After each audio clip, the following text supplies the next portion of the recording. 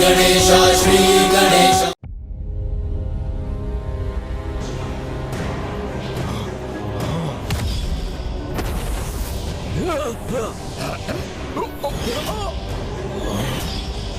युद्ध करना चाहते थे ना तुम, तो भयभीत होकर अचानक पीछे क्यों हट गए? साहस है तो आगे बढ़ो, आगे बढ़ो और अंत करो इस युद्ध का। कल भोर होने तक तुम नहीं सुधरे तो फिर भयंकर अंत होगा तुम सभी का, भयंकर अंत।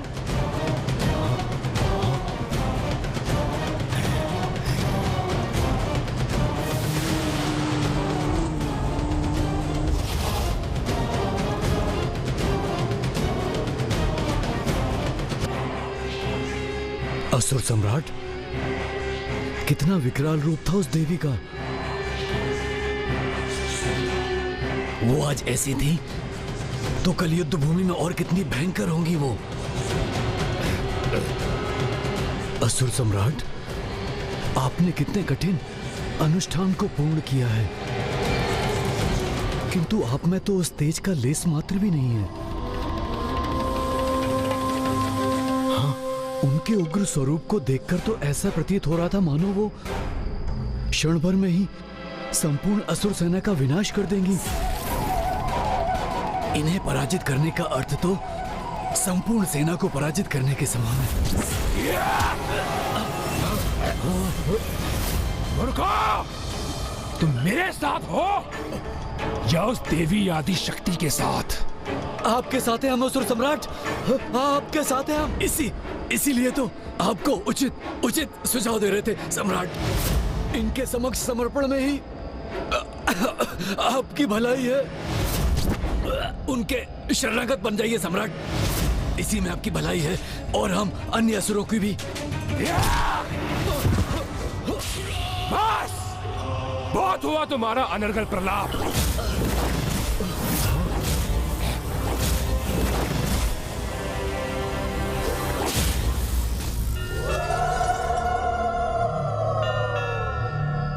देवी आदि शक्ति सूर्यास्त के पूर्व एक क्षण उपलब्ध था आपको, तो फिर उस दुष्ट दुर्गमासुर का वध आज ही उचित होता।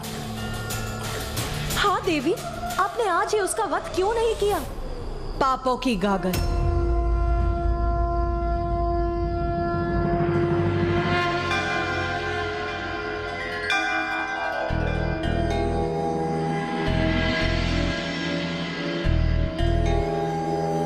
प्रत्येक जीव के भीतर पाप की एक बड़ी गागर और पुण्य का एक छोटा कलश दोनों ही होते, किंतु वर्तमान समय में ज्ञात नहीं, संसार में सभी पाप कर्मों के प्रति ही अधिक प्रेरित हैं, जिसके कारण वो अपने पापों की गागर भरते जाते हैं, जिसके अंत में प्राप्त होती है भयंकर मृत्यु। किंतु कुछ ही बूंदों से भरने वाले पुण्य के कलश से सभी जीव अपना ध्यान हटा लेते हैं, जिससे मृत्यु का कष्ट नहीं, मोक्ष की प्राप्ति होती है। क्षमा कीजिएगा असुर सम्राट, मेरी छली बुद्धि भी यही कह रही है कि ढूंढ ही सही, किंतु इस समय क्षमा याचना कर अपनी रक्षा कीजिए। फिर शांति वार्ता के नाम सदियां बीत जाएंगी और निर्णायक युद्ध भी इसी प्रकार टलता रहेगा। हाँ महाराज। नहीं, अब ये युद्ध और नहीं टलेगा। अवश्य मैं देवी आदि शक्ति को पराजित करूंगा, किंतु उसे पराजित करने का उपाय तो कोई ऐसा ही बता सकता है जो उसके निकट हो, उनके शिविर का भाग हो, अर्थात तामसिक माता। समय समय पर तामसिक देवी की पूजा करने के कारण दुष्ट दुर्गमासुर के पुण्य कलश में अभी भी कुछ पुण्य शेष है। तामसिक देवी एक ओर जब वो आपके समक्ष गुहार लगाता है तो वो एक और पुण्य को प्राप्त करता है, और दूसरी ओर आवेदिक पूजा का प्रयोग करने के कारण उसके पापों की गागर भी बढ़ती जाती है।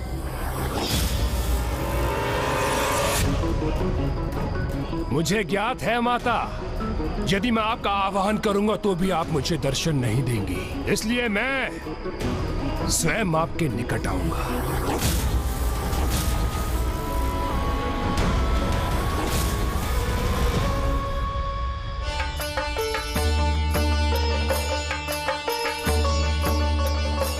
मेरी युद्ध सभा में चिंता एवं दुख का कोई स्थान नहीं। मैं तो यहाँ सभी को प्रसन्न एवं उत्साहित देखना चाहती हूँ। माता, जो भी हुआ उसके उपरांत हम प्रसन्न कैसे रह सकते हैं? आपको दिया वचन पूर्ण नहीं कर सके हम, उसका दंड हमें अवश्य प्राप्त होना चाहिए माँ। नहीं माता, जो कुछ भी हुआ उसमें हमारा दोष है। हम आपके वास्तविक अपराधी हैं। यहाँ ना ही किसी का दोष था और ना ही किसी ने कोई अपराध किया है। सभी ने पूर्ण निष्ठा से मेरी सेवा की है। आप गोपिकाएं तो मुझे दुग्ध उपलब्ध कराने में तत्पर थे। मैं प्रभु का जितने समय तक भी दुग्ध अभिषेक कर सकी वो आप ही के श्रम का परिणाम है। इसीलिए मैं आप सभी को आशीर्वाद देती हूँ कि जिन गौओं से मुझे दुग्ध प्राप्त हुआ है, जब उनसे स्नेह करने वाले गोपाल के रूप में श्री कृष्ण पृथ्वी पर अवतरित होंगे, तो आप सभी को भी वहां जन्म लेकर उनका दर्शन कर उनकी लीलाओं का प्रत्यक्षदर्शी बनने का सौभाग्य प्राप्त होगा। हमसे रुष्ट होने के स्थान पे आपने ये वरदान देके हमें धन्य कर दिया माता। आप मेरे इस वरदान के सर्वथा योग्य हैं। सभी देवता भी मेरी सराहना के योग्य हैं, क्योंकि उन्होंने भी अपनी पूर्ण शक्ति से उस दुष्ट दुर्गमासुर से युद्ध किया। और मुझे ज्ञात है उस दुष्ट दुर्गमासुर को प्राप्त वरदान के कारण उसका वध तो मैं ही कर सकती हूँ। आप मुझे ये वरदान दीजिए कि मेरी मृत्यु एक स्त्री के हाथों से ही हो, किंतु वो ऐसी स्त्री हो जिसने वर्षों तक अपनी पलकें न झपकाई हो। जैसी तुम्हारी इच्छा वत्स, तथास्तु। संसार में समस्त जीवों को उनके कर्मों के अनुसार फल अवश्य प्राप्त होता है, और वही उस दुष्ट दुर्गमासुर के साथ भी होगा। बस उसके पापों की गागर भरने की देर है। माता, दर्शन दे ही माता।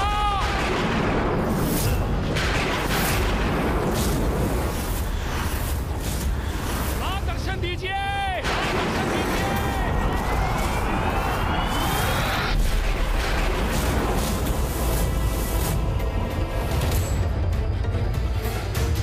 ये दुष्ट असुर यहाँ क्यों आ गया है? उसने यहाँ आने का दुस्साहस कैसे किया? तामसिक माता एवं अन्य सभी माताओं से मेरी विनती है कि आप सभी शिविर में जाकर विश्राम कीजिए। इस दुष्ट को क्या चाहिए वो मुझे ज्ञात है। मैं अभी वहां जाकर इसका उपाय करता हूँ।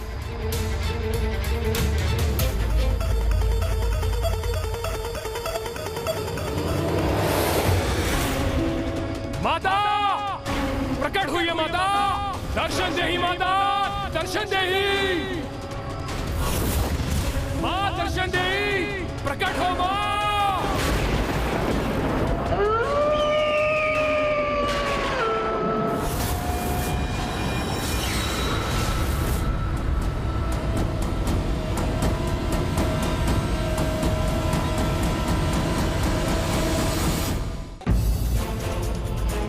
संसार में समस्त जीवों को उनके कर्मों के अनुसार फल अवश्य प्राप्त होता है, और वही उस दुष्ट दुर्गमासुर के साथ भी होगा। इसके पापों की गागर अब भरने वाली है, किंतु यदि ये तामसिक माता के समक्ष पहुंच गया तो पुनः कुछ पुण्य भी प्राप्त कर लेगा ये।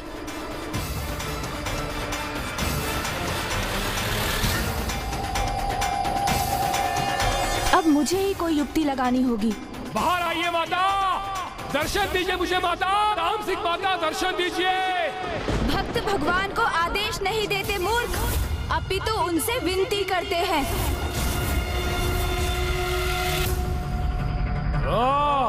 तो तुम हो गजमुख, मुझे सीख देने का प्रयास मत करो।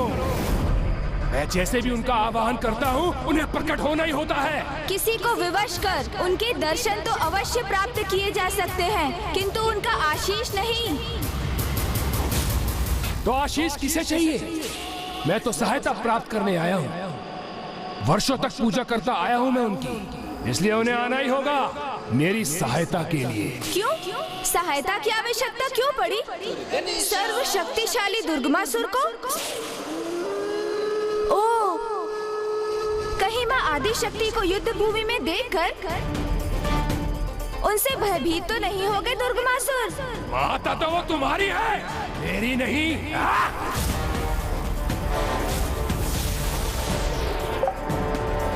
इसलिए अपना ज्ञान अपने पास रखो और मुझे बताओ तामसिक माता कहाँ है?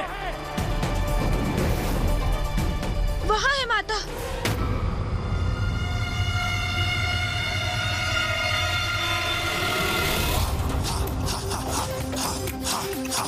माता तुम्हारे समस्त प्रश्नों के उत्तर के साथ वही दर्शन देंगी तुम्हें।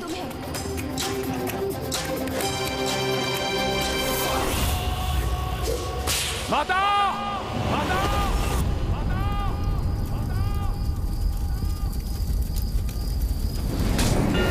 माता! बोल, अब क्या चाहिए तुझे? वही माता जो प्रत्येक योद्धा चाहता है, विजय, युद्ध में विजय माता।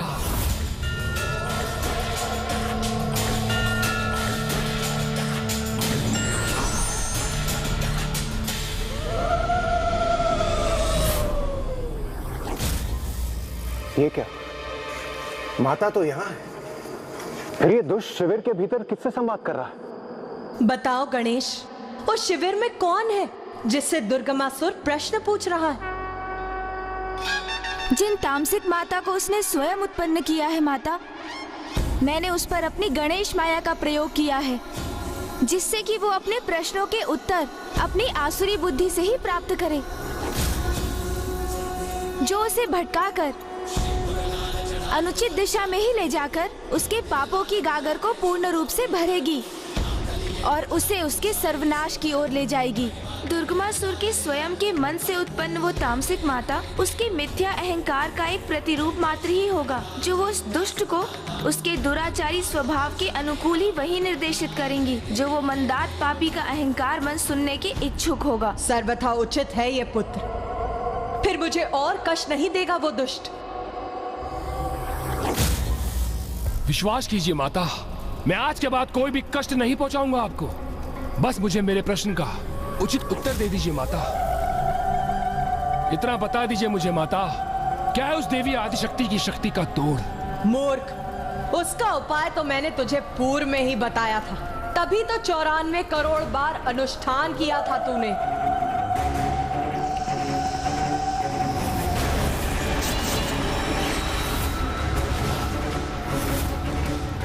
वो तो मुझे भी ज्ञात है माता, किंतु अब इस अंतिम युद्ध से पूर्व कोई सुझाव तो दीजिए मुझे माता।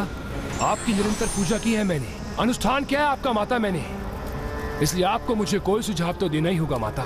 शत्रु को पराजित करने के लिए सर्वप्रथम उसका मनोबल भंग किया जाता है। मूर्ख, इतना भी ज्ञात नहीं है तुझे? और फिर तेरी शत्रुता तो एक नारी से है, जिसका मनोबल ही उसकी शक्ति है। किंतु माता, देवी आदिशक्ति के मनोबल को कैसे भंग करूंगा मैं? निंदा से। नारी मन को सबसे गहरा आघात तो उसकी निंदा से ही पहुंचता। अर्थात बस इतना ही, देवी आदिशक्ति की निंदा भर करनी है मुझे। हाँ, तेरी विजय का यही साधन। युद्ध के पूर्व ही देवी आदिशक्ति का मनोबल तोड़ दे। निंदा कर उनकी। बस मेरे लिए तो इतना ही संकेत पर्याप्त है माता। और वैसे भी आपका ये भक्त दुर्गमासुर औरों की तरह पराजित होने वालों में से नहीं है। धन्यवाद माता, आपका कोटि कोटि धन्यवाद।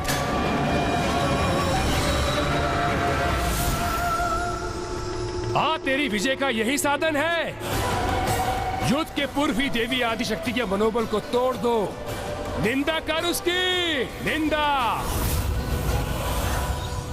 माता, मैं क्षमा चाहता हूँ, किंतु ऐसा करना अनिवार्य था।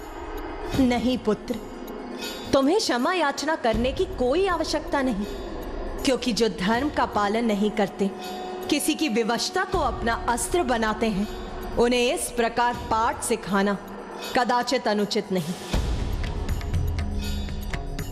पुत्र गणेश, तुम चतुर ही नहीं, तुम अच्छाई के लिए विघ्न हरता हो। तो बुराई के लिए विघ्न करता भी तो हो।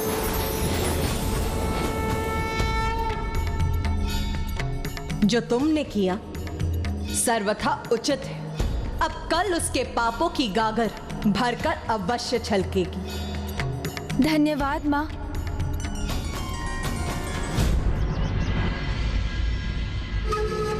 दुर्गमासुर की, दुर्गमासुर की, दुर्गमासुर की, दुर्गमासुर की, दुर्गमासुर की, दुर्गमासुर की, दुर्गमासुर की, दुर्गमासुर की, दुर्गमासुर की।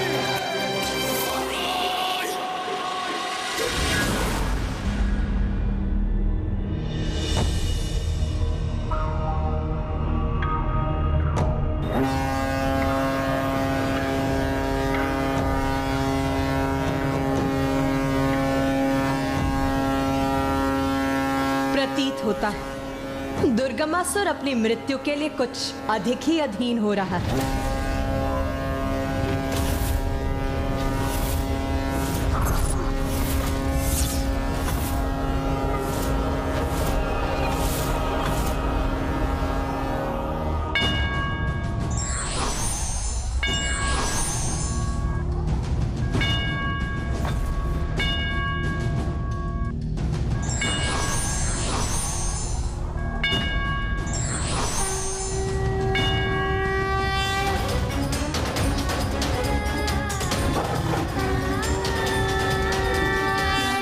माता आदिशक्ति की जय। माता विंध्यवासिनी की जय। माता आदिशक्ति की जय। माता विंध्यवासिनी की जय। माता आदिशक्ति की जय। माता विंध्यवासिनी की जय।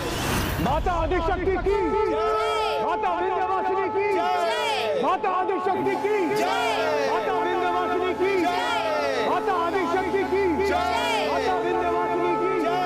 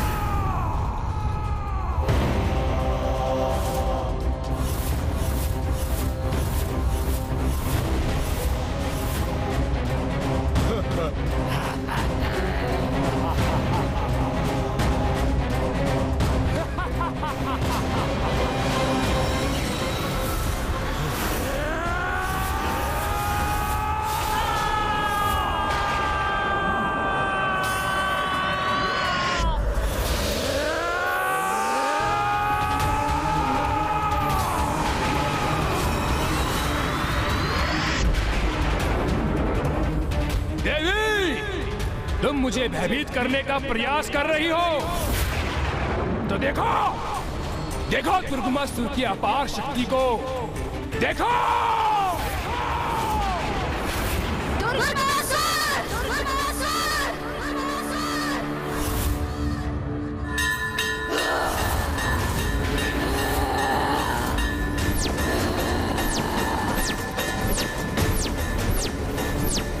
अपनी अनेक भुजाओं को प्रकट कर व्यर्थ है तुम्हारा शक्ति प्रदर्शन, क्योंकि तुम्हारा दुर्भाग्य अब तुम्हारे समक्ष है। तुम्हारी भुजाओं की संख्या तुम्हारी शेष श्वासों से भी कहीं अधिक है। अब तुम्हारा अंत अत्यंत निकट है दुर्गमासुर।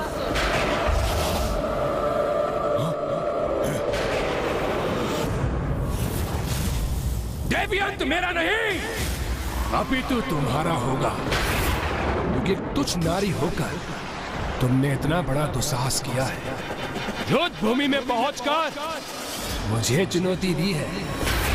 महाशक्तिशाली महासुर दुर्गमासुर को, जिसका अंत करना दुर्गम ही नहीं अपितु असंभव है।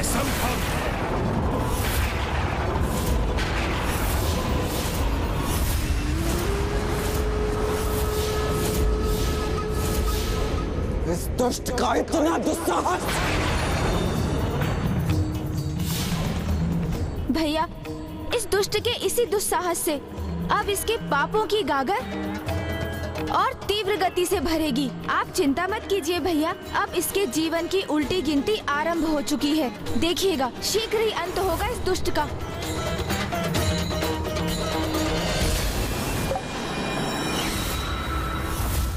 कहाँ है वो देवता? इतने पुरुषहीन हो गए वो? क्या उन देवताओं में एक भी पुरुष शेष नहीं जो एक तुच्छ नारी को युद्ध के लिए आगे कर दिया? मूर्ख, तुम्हारे समान पुरुष होने का ढोंग और दम नहीं करते देवता पुरुष।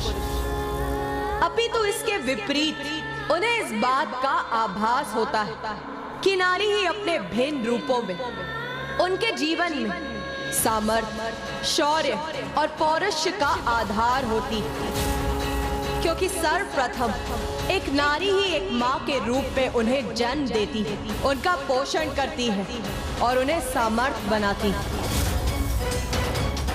और फिर एक बहन के रूप में एक अन्य नारी अपने भ्राता के हाथों में रक्षा सूत्र बांधकर उसे उसके उत्तरदायित्व का आभास कराती है। और फिर एक पत्नी रूप में भी तो एक नारी ही होती है जो स्वयं पूजा पाठ और व्रत कर अपने पति की रक्षा सुनिश्चित करती है। इसीलिए वो पुरुष जो देव बुद्धि संपन्न है, वो नारी को स्वयं से निम्न मानकर उसे पीछे रखने की कल्पना भी नहीं करता, अपितु वो नारी को आगे बढ़ाने में सहायक होते। तो जैसे मिथ्या और आसुरी बुद्धि वाले पुरुषों को यही सीख देने आगे आई है ये नारी।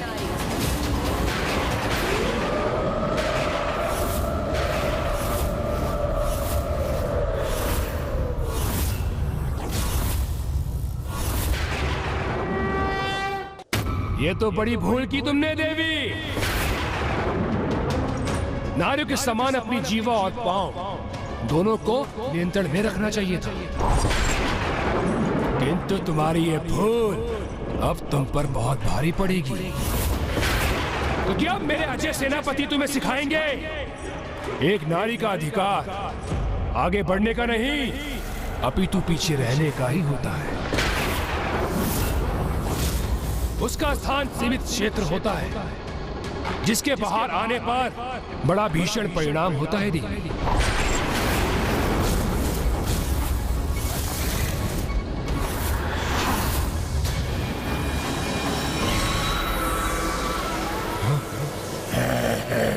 अतिरिक्त ऊर्जा प्रदान कर अपने सेनापतियों को और अधिक सशक्त बना दूंगा मैं।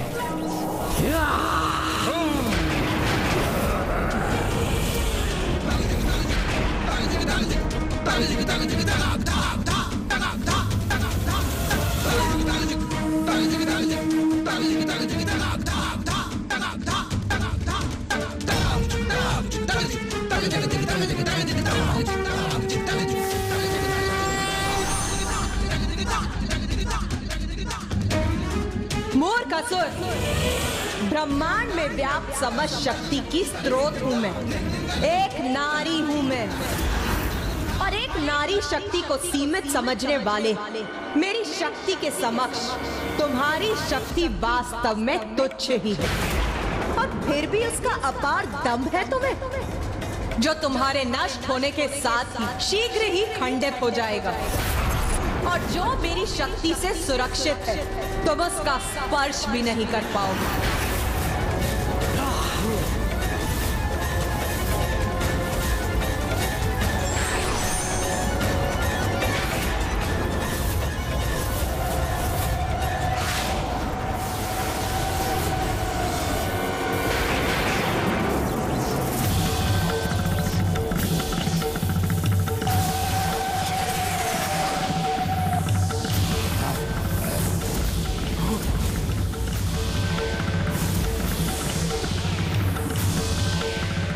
इन असुरों के चारों ओर ये वृत्त रूपी घेरा क्यों उत्पन्न कर दिया है माँ ने? ध्यान से देखिए इस वृत्त को।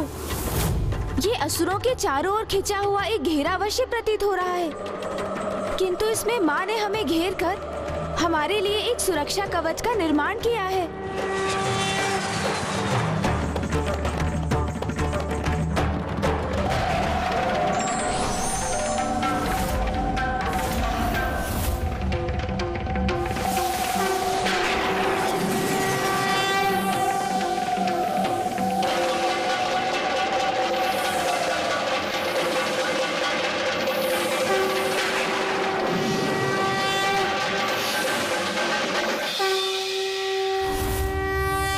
माँ को ज्ञात है कि इस युद्ध के आरंभ होने पर यहाँ अनंत शक्ति का प्रयोग होगा, इसलिए हमारे और शेष सृष्टि के चारों ओर अपने दिव्य सुरक्षा कवच का निर्माण कर अब माँ सभी की सुरक्षा के प्रति निश्चिंत होकर युद्ध के लिए तत्पर हो गई हैं।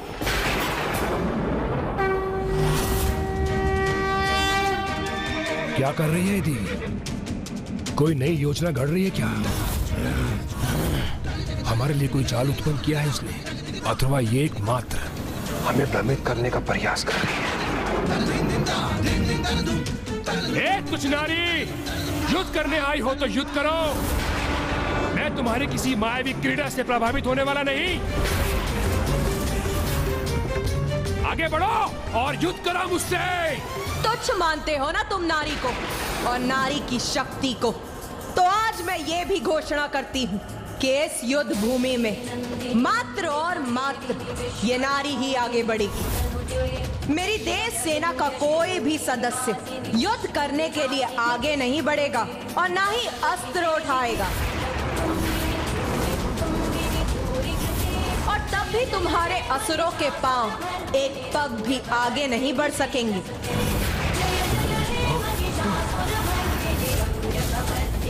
और आज इस युद्ध भूमि में उन्हें पीछे हटकर अपनी मृत्यु की ओर ही बढ़ना होगा। माता आदिशक्ति की, माता विंध्यवासिनी की।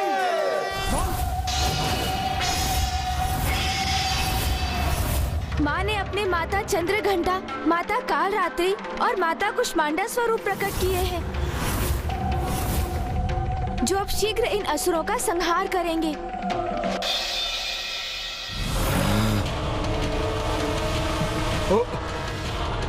ये तीनों देवियां तो अत्यंत भयंकर प्रतीत हो रही हैं। हाँ, और ये तो जैसे हमारा भक्षण करने के लिए तत्पर हैं।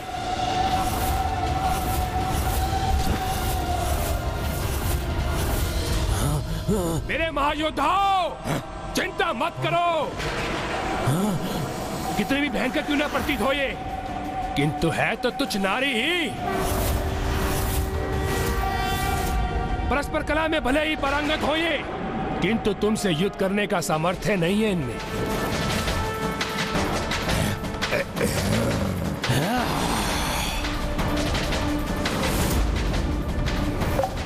दुष्ट, इसी प्रकार तुम माता का अपमान करते रहे तो कदाचित युद्ध से पूर्व तुम्हारे पापों की गागर पूर्ण रूप से भर जाएगी, और फिर वही काल बनेगा एक नारी के हाथों तुम्हारी पीड़ादायक मृत्यु का।